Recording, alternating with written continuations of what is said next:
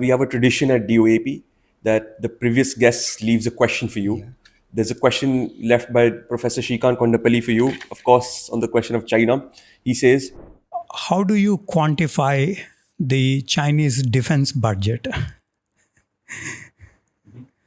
And how do you cater for different services like Army, Navy, Air Force, rocket forces, and specialized forces in China? To some extent, I already covered this. You did. As I said, 2023-24 Chinese defense budget, declared defense budget was 1.55 trillion yuan. Exchange rates keep sort of fluctuating, but roughly that amounts to is $220 billion, yeah. Which as a percentage of their GDP, if you assume their GDP to be around $17.8 trillion, is around 1.3, 1.29% in that region. So it's quite low. Now there are large agencies, the US DOD report, IISS, CIPRI, which examine this report in great detail.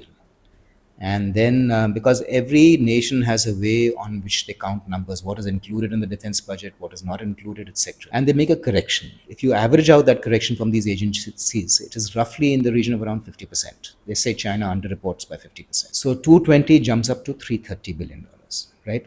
But this does not make a correction for purchasing power parity. Just to give you an example, Chinese pay scales are roughly the same for their officials as what we have. It's quite similar. In the US, you would be paying 8 to 10 times more, for a sailor or for an officer. Maybe not 8 to 10 times, maybe at least 5 to 6 times more, if not. So your manpower costs are significantly lower in China. American Enterprise Institute tried to deep dive into this and make a correction, and they threw out a number which to my mind might be slightly inflated of $711 billion. $711 billion. Let's assume that that figure is sort of incorrect. Purchasing power correction, if you go by the standard, difference between what the World Bank brings out, is for China is roughly around 1.9 to 1 to 2 is a correction. So 330 can jump up to $500 to $600 billion in terms of purchasing power. Now, if you say what the Navy gets out of that, let's take a lesser figure. Let's take $500 billion with a purchasing power correction. If the Navy gets around 30% of that, you're looking at, or 25 to 30%, you're looking at $125 to $130 billion. And because manpower costs are low and operating costs also in China are slightly low because their shipyards are quite efficient and their manpower comes cheap. So to say that 50% of your income is going in capital assets, in generation of capital assets, that's quite an easy sort of transition. $50-60 billion for being devoted towards generation of capital assets in an armed force in the Navy every year is a colossal sum. As I said, we're doing $6 billion. So that is a difference that we have to be cognizant of.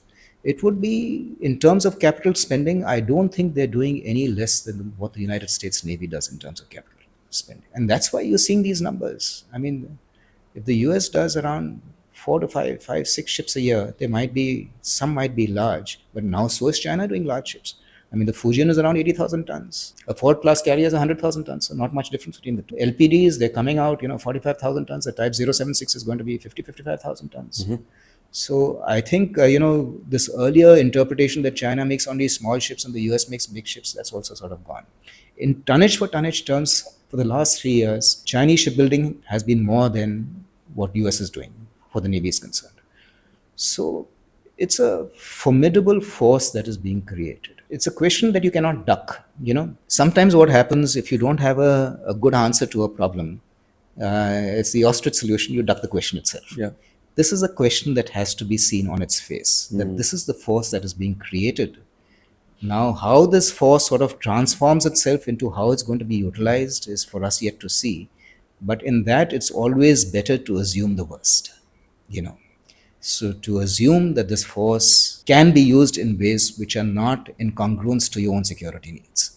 And therefore, how to combat this force should be, whether that combat emerges or not, but how to combat it in our thinking at least has to be mainstreamed at all times. And to do it in the most efficient, cost-effective manner, using asymmetric means, because as I mentioned earlier, you can't compete with China symmetrically. You have to look asymmetric.